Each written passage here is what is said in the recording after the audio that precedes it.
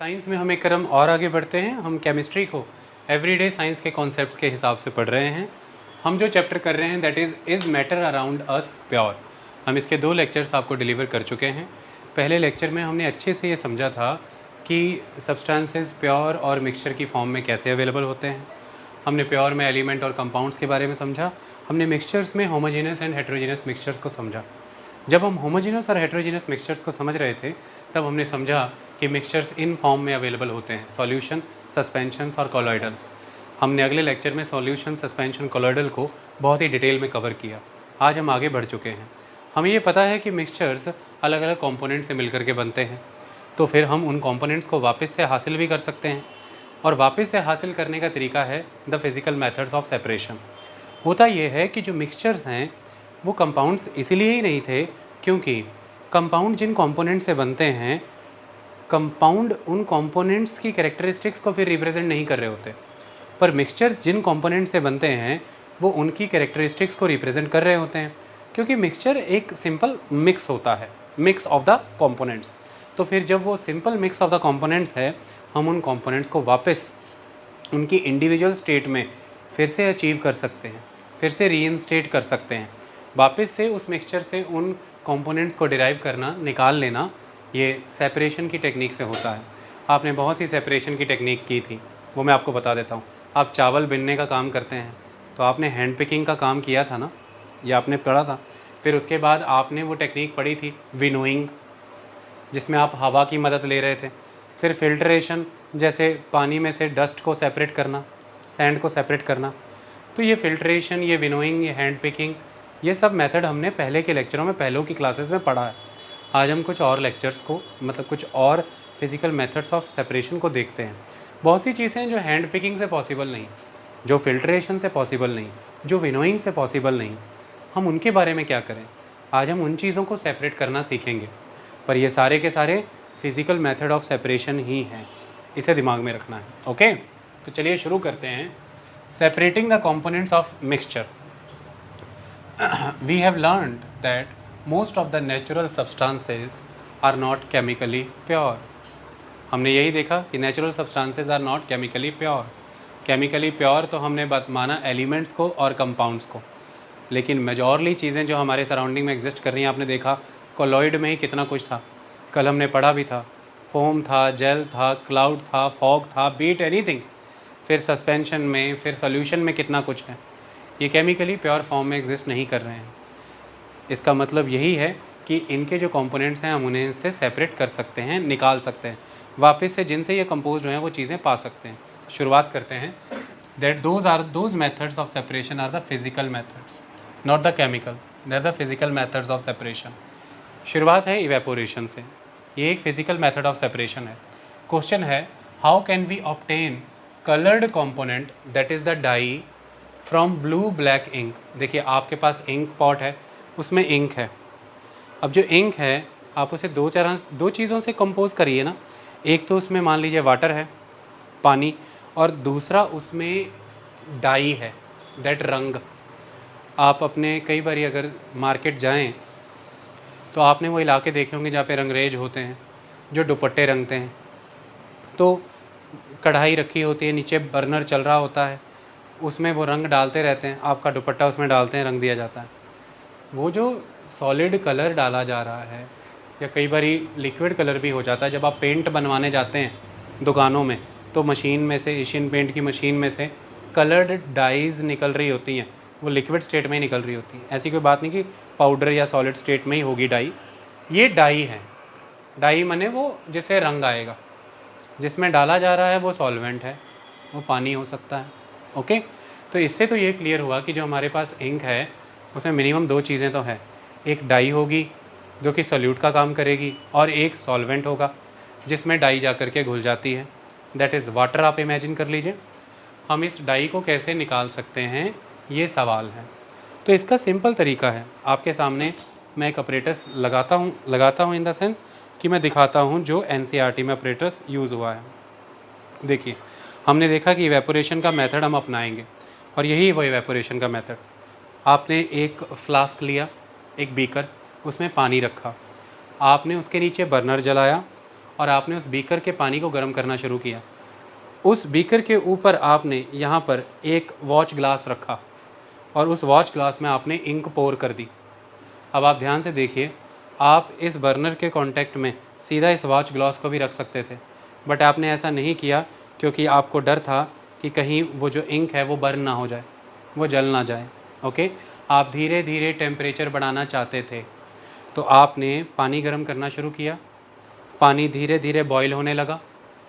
वो पानी की जो बॉईल होकर के जो वेपर्स बने हैं, दैट इज़ द स्टीम, वो वॉच ग्लास के कांटेक्ट में आ रही है। तो वॉच ग्लास में जो मटेरियल है उसका भी टेम्परेचर राइज़ होने लगा। तो फिर जो चीज़ वॉलेटाइल है वो निकल जाएगी। दैट इज़ वो जो आपने इंक उसमें डाली है, उसमें वॉलेटाइल मैटर कौन है? लिक्विड। वॉलेटाइल कौन है? लिक्विड। वो जैसे ही टेम्परेचर बढ़ेगा वो यहाँ से एस्केप हो जाएगा वेपर बन के, और बच जाएगा जो वॉच ग्लास में, that is the colour, the dye बच जाएगी। Okay, dye is less volatile as compare to the liquid of that complete ink. Ink में जो लिक्विड मैटर है वो वॉलेटाइल है, और इंक में जो डाई है, the colour, it is less volatile, वो टिकी रह जाएगी। जो वॉलेटाइल है उसका तापमान बढ़ते ही वो और वॉलेटाइल हो जाएगा और वो वहाँ से निकल जाएगा। इवेपोरेशन मेथड के वाया आपने डाई अचीव कर ली। यही चीज़ वहाँ लिखी हुई है, मैं आपको पढ़ करके दिखाता हूँ। देखिए, so how can we obtain coloured component that is dye from blue ink? Ink is a mixture of dye in a water. Ink क्या है? It is a mixture. क्या है मिक्सचर? वाटर में डाई डाली हुई है। We can separate the volatile component, that is the solvent, that is the water, from its non volatile solute by the method of evaporation। ये होता है evaporation method। आपने जब नमक घोला था पानी में, चीनी घोली थी पानी में, तब क्या किया था? आपने volatile component, that is the solvent, that is water, वही इवेपोरेट कराया था। नीचे जो बच जाते थे वो क्या बचते थे? सॉल्ट के क्रिस्टल्स, शुगर के क्रिस्टल्स, वो क्या होते थे? Non volatile solute. तो इस तरह से एक वॉलेटाइल है, एक नॉन वॉलेटाइल है। जब इनका कॉम्बिनेशन है और उसमें जो वॉलेटाइल है वो सॉल्वेंट है, जो नॉन वॉलेटाइल है वो सोल्यूट है, इस केस में इवेपोरेशन यूटिलाइज हो सकता है as a physical method of separation.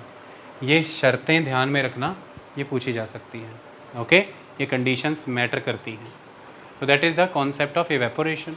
The next one is, अब एक सवाल आता है कि जो मेथड आपने इवेपोरेशन में अपनाया, बहुत सारी चीज़ें उसमें वो मेथड नहीं अपनाया जा सकता, अभी पता लग जाएगा। और दूसरा, फिल्ट्रेशन का मेथड भी नहीं अपनाया जा सकता। कहाँ नहीं अपनाया जा सकता? यहाँ पर देखिए, how can we separate cream from milk? दूध से क्रीम कैसे निकाली जाए? आप क्रीम निकालना चाहते हैं, कैसे निकाली जाए? जब मैं क्रीम निकालने की बात कर रहा हूँ, आप सिंपली इसको ऐसा समझिए, अमूमन आप तो दूध से क्रीम निकालने के लिए दूध को गर्म ही करते हो, दूध को गर्म कर देते हो, फिर ठंडा होने के लिए छोड़ते हो, ऊपर क्रीम आती है। अब ये जो कहना चाहते हैं वो ये प्रोसेस है कि वो जो क्रीम है उसे दूध वो ऐसे काउंट कर रहे हैं कि आपने उस क्रीम में से आगे जा कर के मक्खन निकालना है ना, उसमें से घी निकालना है ना, वो उसको मिल्क को उस मैनर में कंसिडर कर रहे हैं। ओके, बच जाती है हमारे पास लस्सी, निकल जाता है मक्खन, और मक्खन से आगे जाके बनाते हैं हम घी। आप बस यहाँ पर ऐसा इमेजिन करिए, मक्खन निकालने का प्रोसेस, दैट बटर। ओके, ये कैसे किया जा सकता है? अब यहाँ पर समझना ज़रूरी है कि जो पार्टिकल्स हैं वो इतने फ़ाइन हैं, इतने का फ़ाइन है, आप फ़िल्टर तो नहीं कर सकते उन्हें, नॉट पॉसिबल। और यहाँ पर इवेपोरेशन का प्रोसेस भी अगर अपनाएंगे तो वो पूरा का पूरा जो सॉल्यूशन है, हो सकता है वो सारा इवेपोरेट हो जाए और नीचे जो बचे वो जला हुआ माल बचे, हमारे काम का ही ना हो। ऐसे प्रोसेस में फिर क्या करें? तो ऐसे प्रोसेस में भी ये एक फिनोमेना होता है कि ये पॉसिबिलिटी होगी कि अगर वो 2 या 3 कंपोनेंट से मिलकर के बना है वो सॉल्यूशन, वो मिक्सचर, तो उसमें जो कोई पार्टिकल अगर दूसरे पार्टिकल से डेंस होगा तो हैवियर होगा, वो नीचे सेटल हो जाएगा। जो लाइटर पार्टिकल्स हैं वो ऊपर की ओर चला जाएगा। लेकिन ये करवाने के लिए हमें उसमें मोशन इंड्यूस कराना पड़ेगा, हमें उसमें बहुत ही क्विक मोशन इंड्यूस कराना पड़ेगा। ये मोशन इंड्यूस कराने के 2 तरीके रहते हैं। आप अपने घर के आसपास की डेयरीज़ में जाइए, या आपने अगर मेडिकल नॉन मेडिकल किया है तो आपकी कॉलेज की लेबोरेटरीज़ में वो कोने में टेबल के एंड पर एक अपरेटस फिक्स रहता था, वो सेंट्रीफ्यूगेशन का अपरेटस होता था। आप उसमें टेस्ट ट्यूब्स डालते थे और जो चक्की घुमानी शुरू करते थे वो घूमने लग जाती थी। जो ऊपर रह जाता था वो पानी वाला हिस्सा जो टेस्ट ट्यूब के नीचे बच जाता था बॉटम में, वो क्रिस्टल्स होते थे। मोस्टली हमें सॉल्ट्स दिए जाते थे, हम उन्हें गर्म करते रहते थे और बाद में हम सेंट्रीफ्यूगेट करके उन सॉल्ट्स के क्रिस्टल डिराइव कर लिया करते थे। ऐसी तरीकें हुआ करती थी। घरों में अगर आपको ये करना है तो आप बड़े आसानी से कर सकते हैं। मधानी, अब आपके पास वो सेंट्रीफ्यूगेशन मशीन नहीं है तो अब आप क्या करें, तो आप अक्सर देखते हैं चर्निंग मशीन, इसे मधानी कह देते हैं पंजाब के क्षेत्र में। ओके, तो अक्सर गाँव में शुरुआत दिन की इसी से हुआ करती थी और आज की डेट में ये काम ब्लेंडर से भी हो जाता है। आप इलेक्ट्रिकल ब्लेंडर को यूज़ करिए, उसे डालिए, उससे काम हो जाएगा।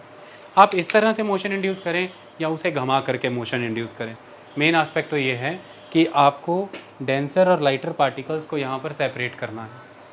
डेंसर पार्टिकलों से संबंध हो जाए, लाइटर पार्टिकल्स का लाइटर पार्टिकल्स है, दोनों अपनी अपनी जगह अपने आप ले लेंगे। तो वही यहाँ पर, तो प्रिंसिपल यहाँ पर बेसिकली यही काम करता है और ये मेथड है सेंट्रीफ्यूगेट होने का। It is the centrifugation. Okay, तो दैट्स ऑल। यही क्वेश्चन आते हैं कि कैसे बटर बनाया जाता है, कैसे मिल्क क्रीम निकाली जाती है, ये सब क्वेश्चन ऐसे पूछे जाते हैं। So centrifugation, how can we separate cream from milk? Sometimes the solid particles in a liquid are very small and pass through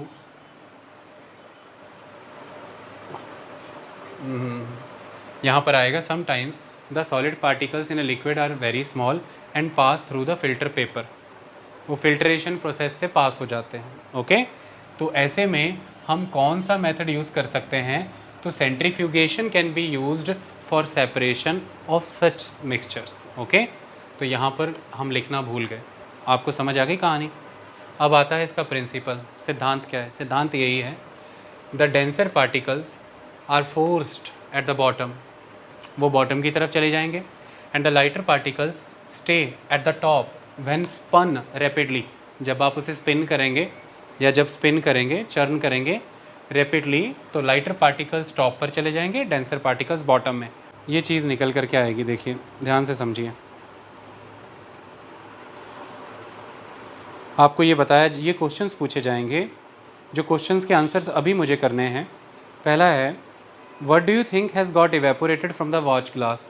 answer is the volatile solvent, that is the liquid. In this case it is the water. Is there a residue on the watch glass? Yes, और वही है dye, that is the color. What is your interpretation? Is ink a single substance that is pure or is it a mixture?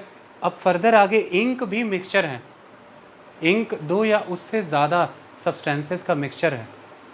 मैं ink को भी उसके further components में separate करूँगा, अभी वो प्रोसेस क्रोमेटोग्राफी होगा, हम अभी करेंगे।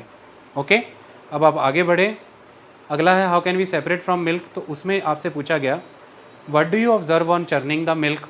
आपने मिल्क को चर्न किया तो क्या ऑब्जर्व हुआ? आपके सामने ही है, मक्खन निकल कर के आया, क्रीम निकल कर के आई, और करते जाइए मक्खन बना लेंगे आप। ठीक है, explain how the separation of cream from milk takes place. उसके लिए प्रिंसिपल बताना है कि हमने सेंट्रीफ्यूगेशन किया और डेंसर पार्टिकल्स बॉटम पर सेटल हो गए, लाइटर पार्टिकल्स ऊपर की ओर चले गए, इसी मैनर में हम उसे कर पाए। आई बात समझ में? क्लियर? तो इनमें एप्लीकेशंस आएंगी, ये एप्लीकेशंस आपको करनी बहुत ज़रूरी है। सेंट्रीफ्यूगेशन का मेथड लेबोरेटरीज़ में यूज़ होता है जब आप अपने ब्लड सैंपल्स या यूरिन टेस्ट देने जाते हैं। आई बात समझ में? अक्सर देखें वहाँ पे सेंट्रीफ्यूगेशन मशीन्स यूज़ होती हैं, क्योंकि वो आपके ब्लड के सैंपल के अंदर, जैसे यहाँ पर मिल्क ले लिया, वहाँ पर ब्लड ले लिया, जैसे यहाँ पे मिल्क है वहाँ पर यूरिन है, उसमें से इसी मेथड के वाया डेंसर पार्टिकल्स और लाइटर पार्टिकल्स को सेपरेट करके वो पता लगा पाते हैं कि इस समय इनके ब्लड या यूरिन में किस किस चीज़ की कितनी कितनी मात्रा है। तो ये याद रखना है, सेंट्रीफ्यूगेशन का process used in diagnostic laboratories for blood and urine test. It is very important. आपको अगर इस चैप्टर में से क्वेश्चन आएंगे वो इस सेंस में आएंगे, आपका मैटर ये वाला है।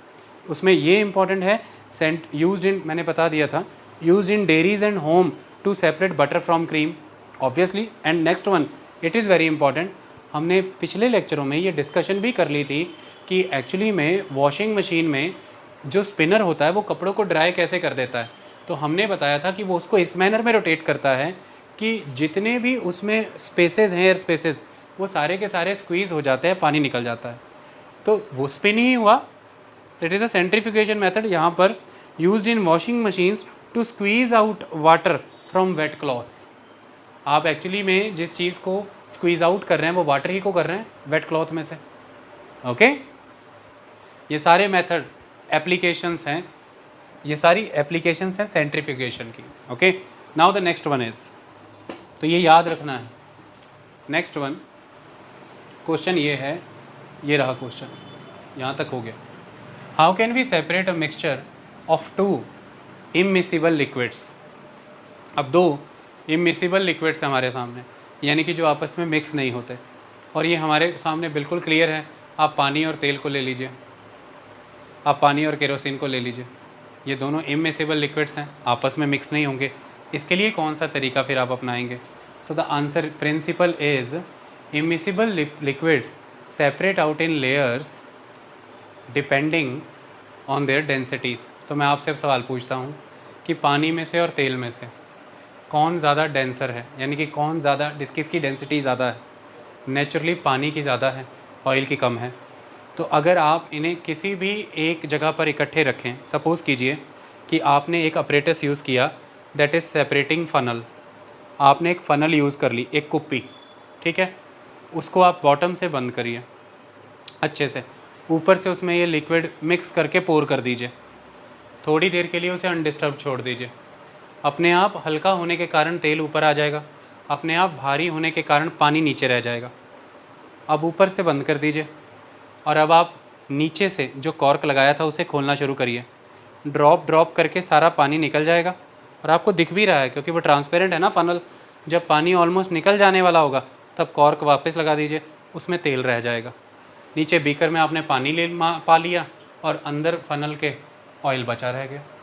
तो सेपरेटिंग फ़नल की मदद से आप दो इमिसिबल लिक्विड्स को सेपरेट कर सकते हैं।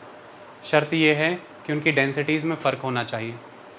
डेंसिटी के कारण ही हुआ, जिसकी ज़्यादा डेंसिटी थी वो बॉटम पे है, जिसकी कम डेंसिटी थी वो ऊपर है। हमने नीचे का कॉर्क हटाया, बूंद बूंद कर कम डेंसिटी वाला निकल गया। पर शर्त है कि आपको कुछ देर के लिए अनडिस्टर्ब्ड छोड़ना है उस लिक्विड को, ताकि वो दोनों अपने अपने जोन बना सकें, उनमें बाउंड्री बन सके। अब मैं आपको इसके बारे में दिखाता हूँ। आप ये देखिए, जो ऑपरेटर्स मैंने अभी यूज़ किया आपको यहाँ पर इमेजिन हो जाएगा।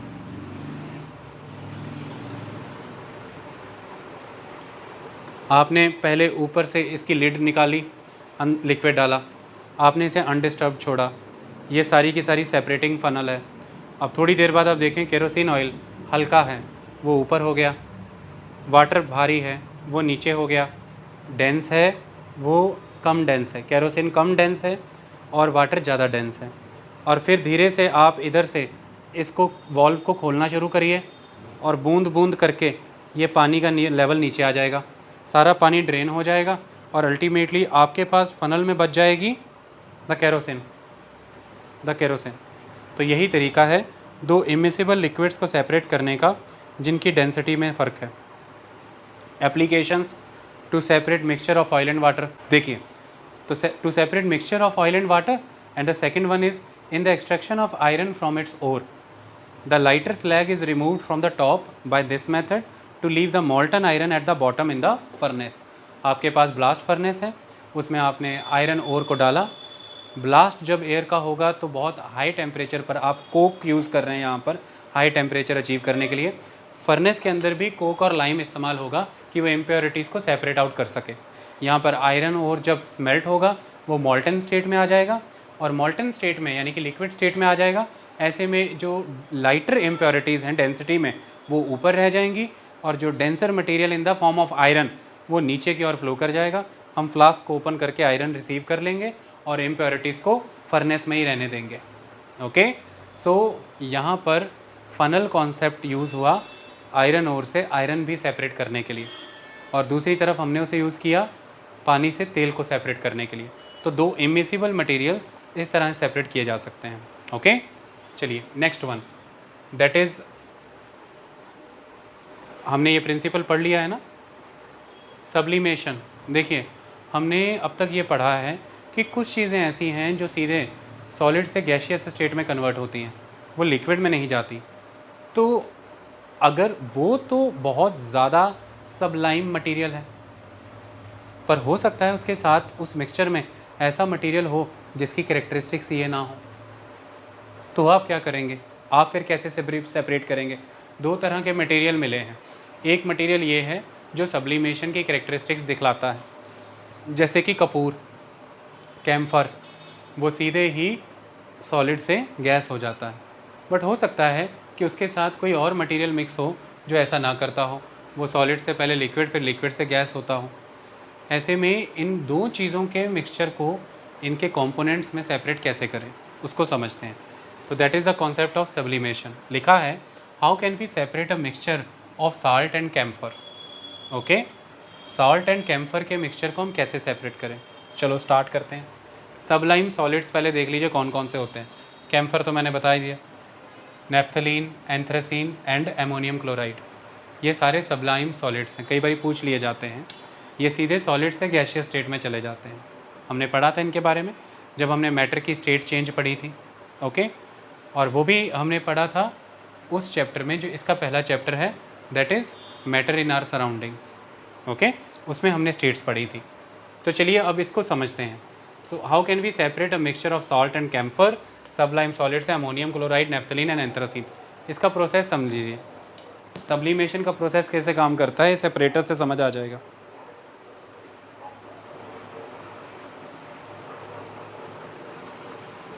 ये देखिए हमारे पास एक इन्वर्टेड फनल है, हमने ले ली, नीचे बर्नर जल रहा है, और ये हमारे पास मिक्सचर है किसका, सॉल्ट एंड कैम्फर का।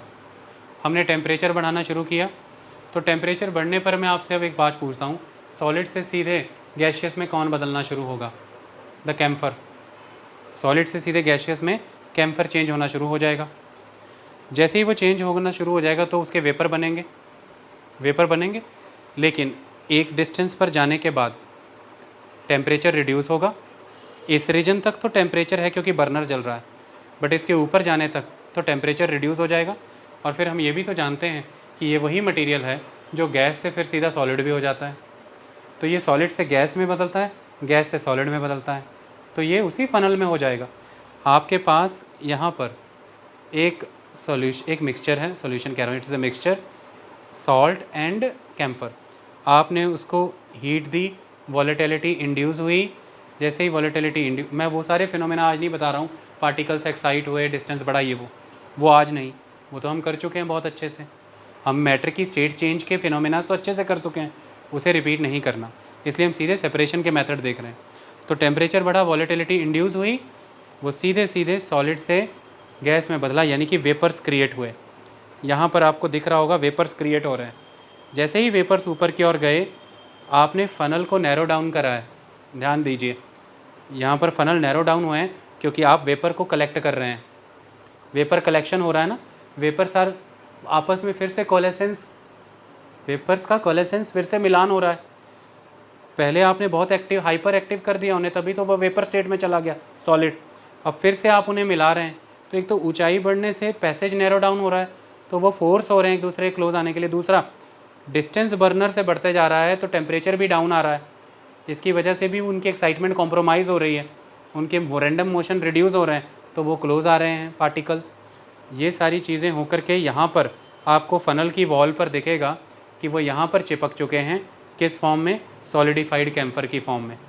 वेपर यहाँ पर आकर के ठंडा होकर के गैस से सीधा सॉलिड हो गया, सॉलिडिफाइड कैम्फर। अब आप इस फ़नल को उठाइए, नीचे प्लेट में सॉल्ट आपके पास पड़ा है, उसमें कैम्फर नहीं है, फ़नल आपके पास है, ऊपर से प्रेशर दीजिए या अंदर कोई इक्विपमेंट डालिए, कैम्फर निकाल लीजिए। ओके, ये सब्लिमेशन का प्रोसेस था। आप इस तरह से ये अचीव कर पाते हैं। ओके, चलिए अब इसके बारे में हम पढ़ लेते हैं कि इसकी कोई एप्लीकेशंस इन्होंने बताई हैं। तो आपको लिखा इसकी एप्लीकेशंस कोई भी नहीं है। नेक्स्ट,